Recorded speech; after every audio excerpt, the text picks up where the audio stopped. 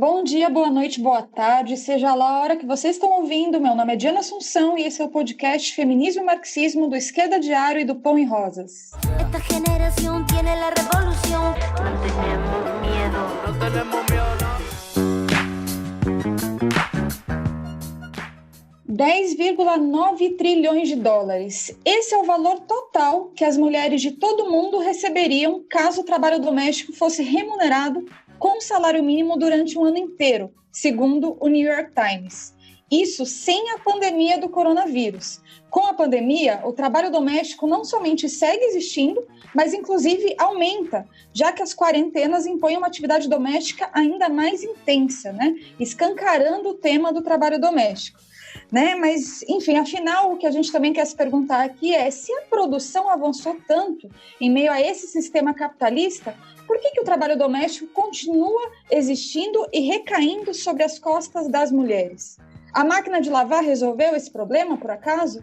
E as mulheres que trabalham fora de casa e depois, quando chegam em casa, continuam trabalhando em jornadas intermináveis? No país onde os governantes querem que as mulheres sejam belas, recatadas e do lar, a gente vai debater os conceitos de trabalho doméstico e dupla jornada e a realidade dos lares daquelas mulheres que são oprimidas e exploradas, o que não é o caso nem da Michelle Bolsonaro, nem da Marcela Temer. Para essa discussão tão fundamental do feminismo marxista, a gente vai contar hoje com a presença da companheira Marília Rocha, que é diretora do Sindicato dos Metroviários de São Paulo. Dá um oi pra gente, Marília. Oi, pessoal, tudo bem? E também com a companheira Rita Frau, que é professora e doutoranda em Geografia na Universidade Estadual do Rio de Janeiro. Dá um oi pra gente, Rita. Oi, pessoal, tudo bem? Bom, gente, então para começar essa discussão, eu queria em primeiro lugar clarificar que hoje a gente não vai entrar ainda no debate sobre teoria da reprodução social, que é um conceito mais amplo do que o conceito de trabalho doméstico e que, portanto, exige um episódio específico em breve. Aguardem aí que a gente está preparando. Mas a gente vai trabalhar hoje, então, os conceitos de trabalho doméstico e dupla jornada, que são decisivos, como eu falei, para um feminismo ser ou não marxista.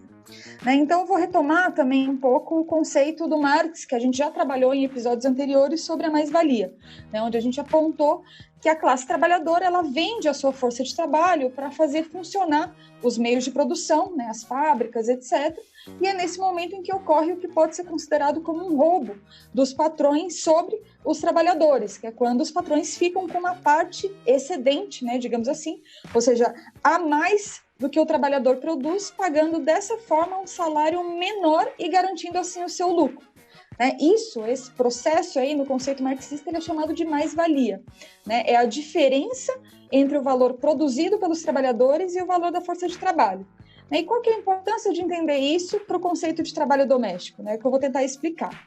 A quantidade de mais-valia que é retirada dos trabalhadores depende de qual que é o salário mais mínimo elementar, digamos assim, que deve ser pago para esse trabalhador, para que ele possa garantir minimamente as condições para que a sua força de trabalho possa se reproduzir no dia seguinte, Ou seja, que ele possa retornar ao seu local de trabalho e continuar produzindo, E aí é que mora o perigo de tudo, porque a questão é que se parte dos serviços que são socialmente necessários para o trabalhador ou para a trabalhadora continuar trabalhando são garantidos de forma supostamente natural pelas mulheres nas suas casas, isso significa que o patrão ele não precisa pagar um salário que dê conta desses serviços.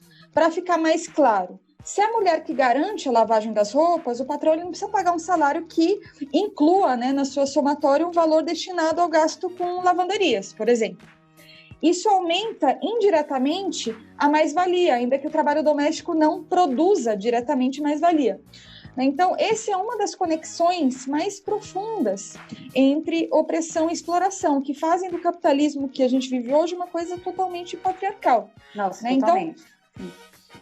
Então está subentendido, ou seja, está no senso comum, que é a ideologia burguesa, travestida de dito popular, está nessa normalidade a ideia de que as mulheres levariam mais jeito para serviços como limpeza, arrumação da casa, cuidado com as crianças, lavagem das roupas, passar, fazer comida, etc.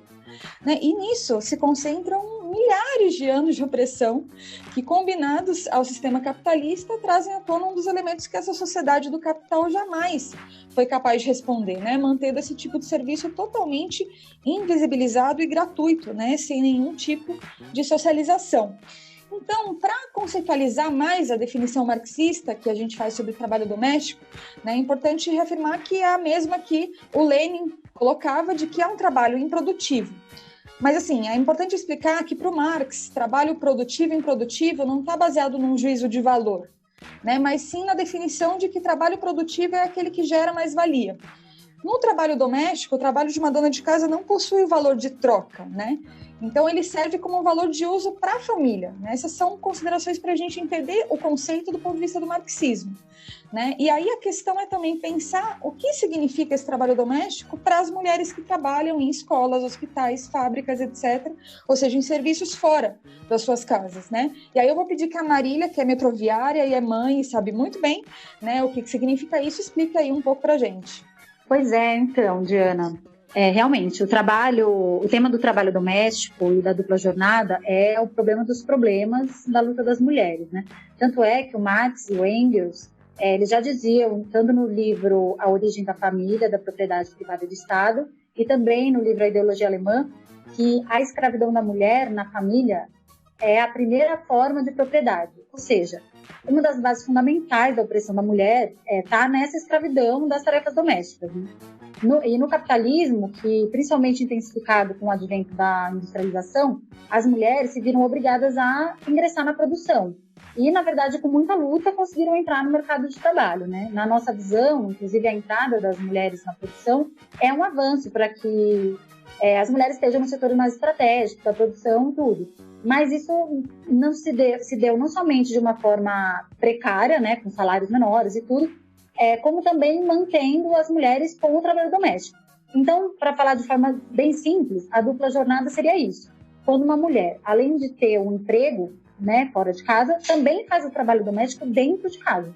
Então, ela tem pelo menos 2 jornadas, uma na fábrica, hospital, escola, enfim, e outra na casa dela. A questão é que a jornada em casa, ela não recebe nada, como a Diana falou. A Alexandra Kollontai, que foi uma importante dirigente do Partido Bolchevique, colocou de uma forma bem indireta essa definição no seu texto O Comunismo e a Família, falando o seguinte: a mulher casada, a mãe que é operária, dá o sangue para cumprir com 3 tarefas que pesam ao mesmo tempo sobre ela: dispor das horas necessárias para o trabalho, o mesmo que faz o seu marido, em alguma indústria ou estabelecimento comercial, dedicar-se depois, o melhor possível, aos afazeres domésticos e, por último, cuidar de seus filhos. O capitalismo carregou sobre os ombros da mulher trabalhadora um peso que a esmaga, a converteu em operária, sem aliviá-la de seus cuidados de dona de casa e mãe. Portanto, acontece que a mulher se esgota como consequência dessa tripla e insuportável jornada que, com frequência, expressa com gritos de dor e faz brotar lágrimas de seus olhos. É bem forte essa citação, né? Muito e veja forte. Que aqui, sim, totalmente. E assim, veja que aqui ela já fala diretamente em 3 tarefas, né? Chamando já diretamente de tripla jornada de trabalho, porque inclui também o cuidado com as crianças. Eu que sou mãe, sei bastante o que significa essa situação, porque assim, você realmente tem que se desdobrar em 1000 para garantir tudo. E isso, às vezes, é transformado em um valor, né? Tipo, nossa, olha lá, como a mulher dá conta de tudo. Isso é péssimo, né? Na verdade. Nossa, então, é terrível, né? As mulheres sofrem muito isso. Totalmente. E, tipo, ainda tem que fazer isso como se fosse guerreira, né? E tudo. Que é super horrível, assim, essa forma de ver a coisa. Mas então, para voltar ao conceito de dupla jornada, eu estava falando que o capitalismo, enfim, ele empurra as mulheres para o âmbito da produção, que do ponto de vista da localização na produção, isso é um avanço para as mulheres, como a Diana explicou. Também a divisão sexual do trabalho, como existia antes, separava, né, o âmbito da produção e reprodução em base ao gênero. Então é um avanço, mas foi feito de forma precária, ou seja, com salários e condições piores para as mulheres, né? E isso era uma forma também de pressionar a redução do salário do conjunto da classe trabalhadora. Então, assim, você acha que está ganhando pouco, então olha o salário da sua esposa, né? Mas pior do que isso, os capitalistas, eles tiveram que manter as mulheres na produção, mas não deram nenhuma alternativa para o trabalho doméstico. Somente foi potencializado o que já existia antes. Então, a dupla jornada é um conceito que explica perfeitamente essa relação entre patriarcado e capital.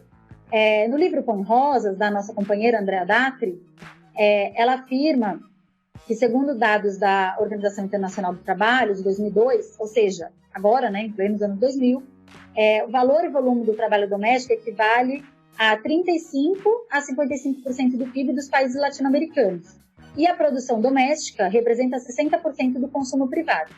Isso se combina com um dado, por exemplo, que no Brasil, em 2018, 30 milhões de lares eram chefiados por mulheres. Ou seja, ao mesmo tempo que são responsáveis pelas tarefas domésticas de cuidado com os filhos, são também responsáveis pelo sustento financeiro da família, sendo que, na maior parte das vezes, com salários muito menores que o dos homens, serviços precários, nem falar nas mulheres negras, que acho que a Rita vai poder tratar melhor.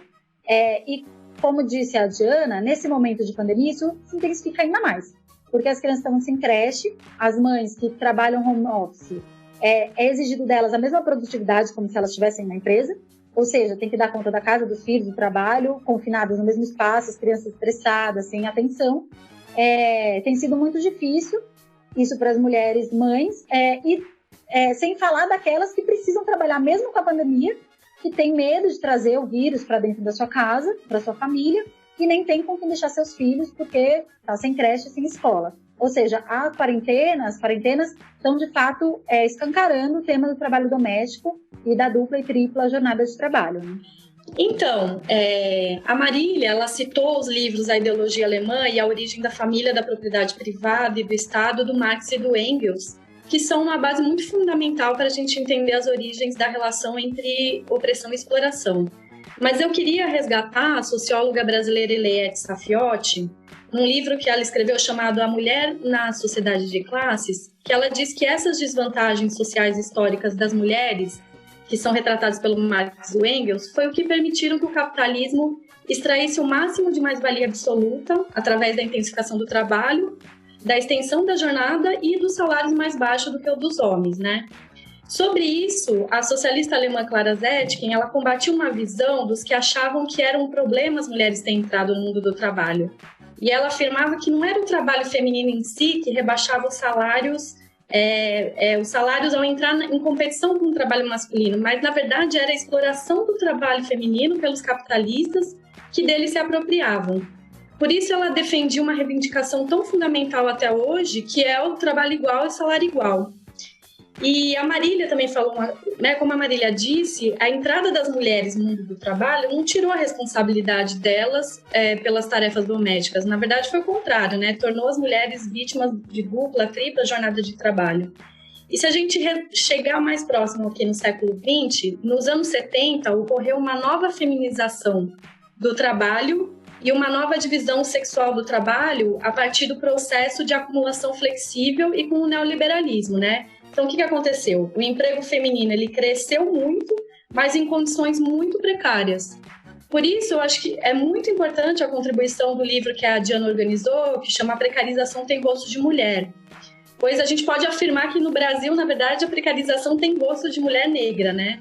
Se a gente olhar as principais categorias femininas, como limpeza, empregadas domésticas, professoras, enfermeiras, né, como a Marília estava citando, todas essas apresentam um sentido do cuidado, da extensão do lar, que é uma expressão, né, da opressão de gênero como um fundamento principal da exploração capitalista. E se a gente identifica os postos de trabalho mais precarizados, esses são ocupados principalmente por mulheres negras, né? Só a gente vê as terceirizadas de limpeza, no telemarketing também, né? Inclusive, é importante citar que na semana retrasada, vários trabalhadores e trabalhadoras do telemarketing, eles se manifestaram contra a empresa Atento, né, de telemarketing, pela absurda exposição que eles estavam diante do coronavírus, né? E muitas dessas mulheres eram mulheres negras e chefes de família. Tem um dado que eu acho bem importante que expressa a questão da desigualdade salarial também entre mulheres e homens, né? Que chega a 30%. E se a gente olhar o caso entre um homem branco e uma mulher negra, aumenta para quase 60%. É escandaloso esse dado. Muito escandaloso, né? Então, porque esses dados, eles mostram como o capitalismo ele se apropria da opressão de gênero, do racismo, para aprofundar ainda mais a exploração da classe trabalhadora, sendo as mulheres, né, o setor mais explorado ainda, e que a gente sabe, como vocês já falaram, que nesse momento de crise econômica e pandemia, as mulheres negras, né, as mulheres em geral, mas as mulheres negras são as que vão sofrer profundamente, assim. Eu trouxe um dado também bastante importante, né, do IBGE, que diz que 95% dos trabalhadores domésticos no Brasil são mulheres. E 18% das mulheres negras que trabalham são empregadas domésticas. Então, se a gente olhar esses dois dados, a gente vê uma herança aí escravocrata muito profunda, né, no nosso país, que é muito estrutural, inclusive. Porque se a realização do trabalho doméstico nas casas, né, em moradias de pessoas da classe média, classe alta, são feitas na sua maioria por mulheres negras, né? Então, tem um outro dado também que eu achei bem importante trazer para a discussão, que é do IPEA, que diz que 5,9 milhões de brasileiras que são empregadas domésticas no Brasil e recebem uma renda mensal de R$ 788, mais ou menos, 65% delas são mulheres negras, né? E mesmo a gente vendo que em 2015 teve um reconhecimento, né, dos direitos das empregadas domésticas, hoje, com a crise econômica, na verdade, 70% delas ainda estão na informalidade, né? Então, mostra uma situação enorme de precarização e de exploração do trabalho dessas mulheres. E eu queria comentar também um elemento que é a diferença da exploração das empregadas, né, do trabalho das empregadas domésticas com o trabalho doméstico, que a gente está falando, que a Diana colocou, né, como um trabalho não pago que tem uma extração de mais-valia indireta. A diferença é que as empregadas domésticas, elas recebem um salário por esse trabalho, né? Ainda que o trabalho delas também não tenha um valor de troca e não gere diretamente mais-valia. Mas elas recebem salários, que inclusive são salários muito baixos, né? Se a gente for ver. O que faz também com que as mulheres de outra classe, né, no caso da burguesia, não percam tempo no trabalho doméstico porque ele está sendo realizado pela sua empregada doméstica, que também sofre com a dupla jornada de trabalho, porque além do trabalho que ela realiza na casa, né, da patroa, do estabelecimento que ela trabalha, ela ainda é responsável pelo trabalho doméstico da sua própria casa. Sim, muito importante fazer essa diferenciação mesmo. Sim. Não, e toda essa discussão, na verdade, da feminização do mundo do trabalho é decisiva, né? Porque também aprofunda mais as contradições do que é chamado de divisão sexual do trabalho. Eu vou falar um pouco disso. Mas antes eu queria abordar que, na verdade, se a gente for pensar, o fenômeno de luta das mulheres internacionalmente nos últimos anos, ele foi abrindo mais espaço, né, para um questionamento, né, de todos esses valores e tal. Mas, ao mesmo tempo, tem uma ofensiva muito grande da extrema-direita em transmitir cada vez mais o valor das mulheres estarem no lar, cuidar das casas, né? Ou isso retrocede em séculos de feminismo. Mas, assim, para dar uma ideia também, eu sempre gosto de citar muito as posições do Lenin, porque quando ele tratava do tema do trabalho doméstico, ele tinha um ódio de classe muito grande contra essa forma de opressão às mulheres. Ele falava o seguinte, num texto chamado A Contribuição da Mulher na Construção do Socialismo, que é de julho de 1919. Ele fala assim: a mulher, apesar de todas as leis libertadoras, continua uma escrava doméstica porque é oprimida, sufocada, embrutecida, humilhada pela mesquinha economia doméstica. A verdadeira emancipação da mulher, o verdadeiro comunismo, só começará onde e quando comece a luta das massas, dirigida pelo proletariado que detém o poder do Estado, contra a pequena economia doméstica, ou melhor, onde comece a transformação em massa dessa economia na grande economia socialista. Ele está falando aí da experiência da Revolução Russa, que é um tema que a gente também vai tratar logo mais. Mas para voltar um pouco na discussão da divisão sexual do trabalho, a socióloga Helena Hirata, no texto As Novas Configurações da Divisão Sexual do Trabalho, ela explica que essa divisão sexual do trabalho é a forma de divisão do trabalho social decorrente das relações sociais entre os sexos. E mais do que isso, é um fator prioritário para a sobrevivência da relação social entre os sexos. Então, para ela, essa forma é modulada histórica e socialmente. Tem como características a designação prioritária dos homens à esfera produtiva e das mulheres a esfera reprodutiva, né? E, simultaneamente, a apropriação pelos homens das funções com maior valor social adicionado, né? Políticos, religiosos, militares, etc. E o Engels, que aqui também já foi citado pela Marília e pela Rita, ele apontava para essa visão no sentido de que a divisão sexual do trabalho passou a ser um problema a partir do momento em que o desenvolvimento das forças produtivas leva à produção de excedente, e o distintivo do capitalismo é que o desenvolvimento das forças produtivas sem precedente coloca a possibilidade de que a mulher não precise ficar confinada ao lar. Né? Mas, enfim, o ódio ao trabalho doméstico é o ódio ao sistema capitalista que vai colocando essa possibilidade, mas, enfim, é impossível de se efetivar porque o trabalho doméstico é funcional à exploração da força de trabalho. Mas é interessante também que ele aponta no sentido de considerar esse como um trabalho que será superado historicamente pela socialização dessas tarefas. A Marília ela vai falar um pouco sobre isso. Fala aí pra gente, Marília. Sim, isso é super importante, né? Porque a gente apontou vários problemas que o trabalho doméstico e a tripla jornada, né, trazem para a vida das mulheres, mas como enfrentar isso, né? E o que devemos defender, né? O nosso programa, ou seja, o que a gente defende é a socialização do trabalho doméstico. Isso porque tudo que a gente falou aqui foi para demonstrar que o trabalho doméstico, invisível e não remunerado, ele é socialmente necessário para a produção da força de trabalho. E se é um trabalho socialmente necessário, não faz nenhum sentido que ele não seja socializado, digamos assim, na esfera pública mesmo, né? A gente tem que, na verdade, arrancar o trabalho doméstico da esfera privada, que é o mecanismo pelo qual o capital não somente rebaixa o salário dos trabalhadores, aumentando a mais-valia, mas também garante essa ligação cruel com a opressão de gênero, jogando nas mulheres a responsabilidade supostamente natural, né, da realização dessas tarefas. Né? A gente rechaça totalmente isso, né, e batalhamos para que essa socialização seja de fato um programa que a gente lute fortemente. O que defendem as feministas modernas de dividir as tarefas domésticas entre homens e mulheres dentro do lar é um mínimo elementar, claro, mas isso não resolve para nada o problema, né? Porque isso mantém na esfera privada e numa sociedade patriarcal isso vai acabar sobrecarregando as mulheres de uma forma ou de outra. Então, socializar significaria que o Estado passaria a garantir esses serviços.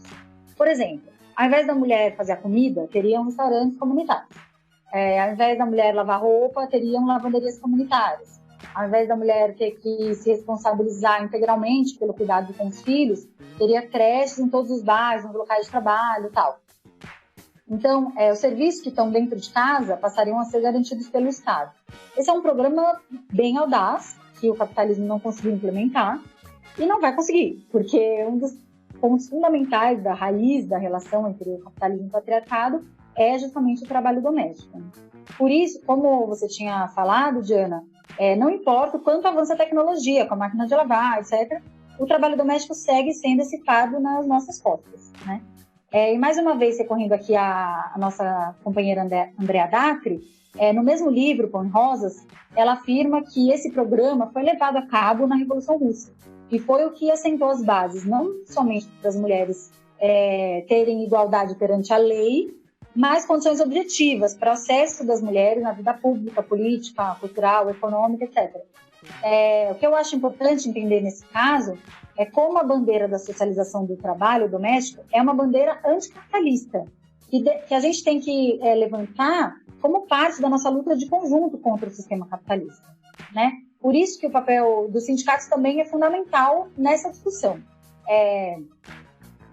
Nós, mulheres, não vamos poder esperar a revolução para a gente poder ter tempo de se organizar sindicalmente, politicamente. Então, sindicatos precisam levantar não só a bandeira da socialização do trabalho doméstico com força, mas precisam também pensar em como dar espaço, condições para as mulheres participarem da vida sindical, da vida política nas suas categorias. Então, é importante lutar pelos direitos elementares, como a pensão da licença maternidade e paternidade também, a responsabilidade do pai, né, cuidar dos filhos. As creches nos locais de trabalho, 24 horas de serviços que necessitem, né, como é nosso caso, por exemplo, no metrô. Lactários para as mães que amamentam, assim como garantir creche nas atividades sindicais. para possibilitar as mulheres participarem enquanto seus filhos estão sendo bem assistidos, bem cuidados, etc. Isso é o mínimo que se pode esperar de um sindicato classista, né?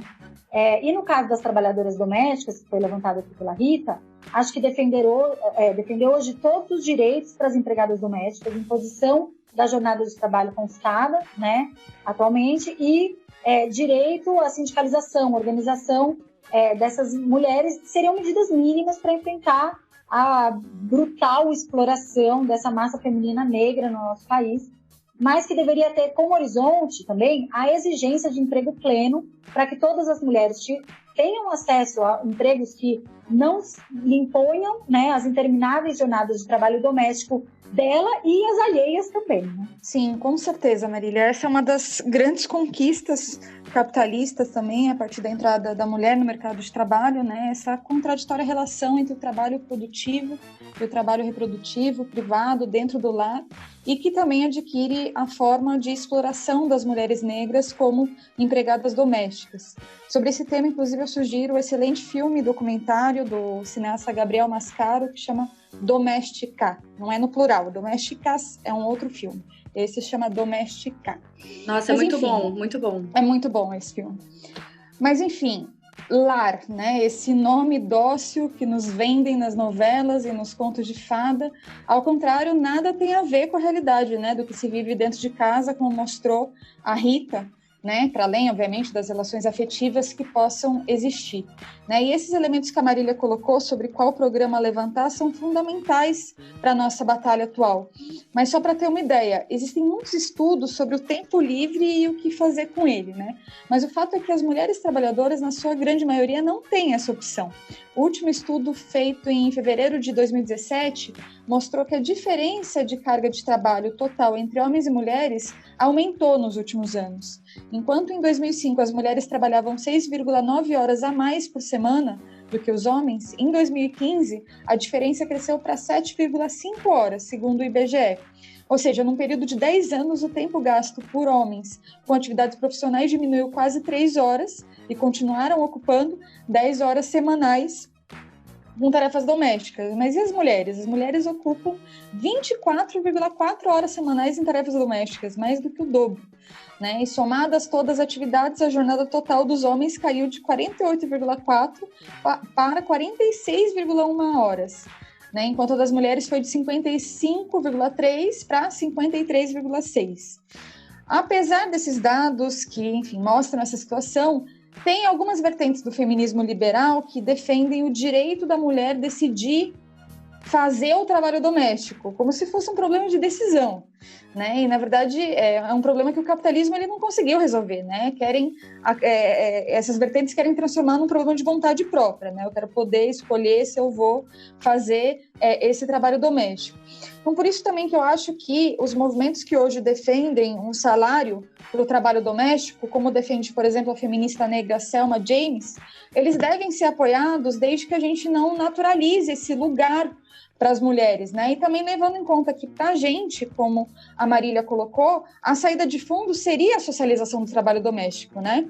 Mas aí também a gente teria que entrar em muitas outras discussões, por exemplo, com a Silvia Federici e outras feministas que não se pautam no marxismo, para a gente debater também o conceito de classe trabalhadora e qual que é a estratégia para a emancipação das mulheres, né? Isso vai ficar para um próximo episódio, como eu já adiantei. Mas então, para voltar um pouco nessa questão da socialização do trabalho doméstico, a Rita vai falar um pouco da experiência mais avançada sobre isso, né, que está brilhantemente retratado no livro Mulher, Estado e Revolução, da Wendy Goldman, né, que foi a Revolução Russa. Fala aí pra gente, Rita. Então, Diana, realmente esse livro é maravilhoso, né, onde coloca essa grande experiência da classe trabalhadora russa, com a Revolução Russa. E a Wendy Goldman, no livro, ela relata como a experiência da Revolução Russa tinha como um dos centros, né, a verdadeira emancipação das mulheres. E no que diz respeito à socialização das tarefas domésticas, foi a experiência mais avançada na história, seguramente, assim. Então, que foram construídas lavanderias, restaurantes, creches comunitárias, e as mulheres, elas não precisavam fazer comida em casa, lavar, passar roupa. ou arcar integralmente com o cuidado das crianças, porque elas contavam que esses serviços e produtos eles eram garantidos pelo Estado. Os bolcheviques eles defendiam que as tarefas não pagas que as mulheres realizavam em casa, elas deveriam ser substituídas por trabalhadores assalariados. O Trotsky, num livro chamado A Revolução Traída, de 1936, num capítulo chamado Termidor no Lar, ele diz que a família, considerada como uma pequena empresa fechada, ela deveria ser substituída por um sistema completo de serviços sociais, ou seja, maternidades, creches, restaurantes, lavanderias, organizações esportivas, cinemas, teatros e etc., né? Tudo isso combinado com a planificação da economia. Ou seja, como a Marília colocou, só era possível porque estava ligado a uma reorganização completa da economia em contraposição ao que é a irracionalidade da economia no capitalismo, né? Por isso o questionamento dos revolucionários, dos bolcheviques, sobre a forma de organização do Estado capitalista colocou em primeiro plano a libertação do que eles consideravam como a escravidão do lar, que eram, né, as tarefas domésticas. E com a planificação da economia, as formas de consumo individual elas foram sendo transformadas em alimentação social. Então, os serviços de cuidados infantis eles foram organizados nas fábricas, em cooperativas, nos lares, e teve uma enorme expansão das creches, que se deu com a necessidade também de envolver as mulheres na produção, né? O Comissariado da Saúde ele insistiu que as creches nas cidades elas deviam ser alteradas por um sistema de turnos, para que as mulheres trabalhadoras pudessem participar da produção, mas para que elas também tivessem uma vida social e pudessem estudar. Algo, né, impressionante, assim. E no campo foram sendo organizadas creches sazonais, permanentes e móveis. E vários trabalhadores e trabalhadoras eles eram treinados para trabalhar nessas milhares de refeitórios, lavanderias públicas e nas creches. E do ponto de vista da educação, também aconteceu uma revolução pedagógica, assim, que avançou profundamente, né, para experiências de uma educação bastante coletiva. Mas os bolcheviques eles diziam, né, que a igualdade perante a lei não era igualdade perante a vida. E por isso era fundamental a transformação das bases materiais da sociedade. Muito bom. A tua fala me lembrou, inclusive, de uma passagem do economista soviético Preobrazhensky, que ele falava que a divisão tradicional de trabalho na família impedia a mulher de conquistar a igualdade real, né? Que ele impunha um fardo muito grande, e que a única solução para ele seria um grande caldeirão público que substituísse as panelas das casas, né? Uma maravilhosa imagem, metáfora do que seria essa socialização do trabalho doméstico. Inclusive, quando eu li esse livro da Wendy Goldman, eu sempre comento com todo mundo que foi um divisor de águas para entender mais a fundo o pensamento bolchevique sobre a libertação das mulheres, né? Que de fato não era um adendo, era um pensamento muito bem ordenado em 4 princípios: a união livre, a emancipação das mulheres através da independência econômica, a socialização do trabalho doméstico e o gradual e inevitável desaparecimento da unidade familiar. Um bolchevique dizia, inclusive, que a família, tal como era concebida na sociedade burguesa, no comunismo seria considerada um absurdo, né? Se referindo aos valores individuais, de posse, etc. Isso não era nenhum tipo de forma maximalista de lidar com o tema, né?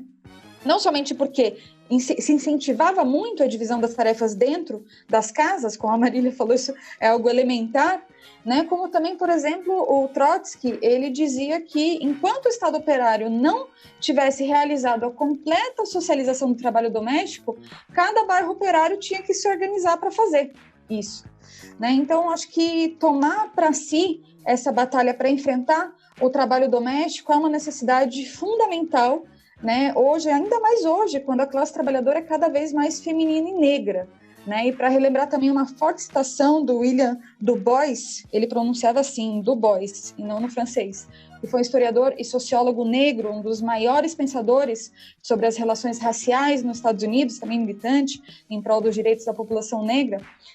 Nascido em 1868, ele falava o seguinte no texto A Serviçal em Casa. Ele dizia que enquanto o serviço doméstico fosse a regra para a população negra, a emancipação permaneceria uma abstração conceitual, né? Eu acredito que no momento em que a classe operária está, inclusive, totalmente no centro das atenções para enfrentar a pandemia, afinal ficou claro que a gente pode viver sem banqueiros, mas não sem os trabalhadores.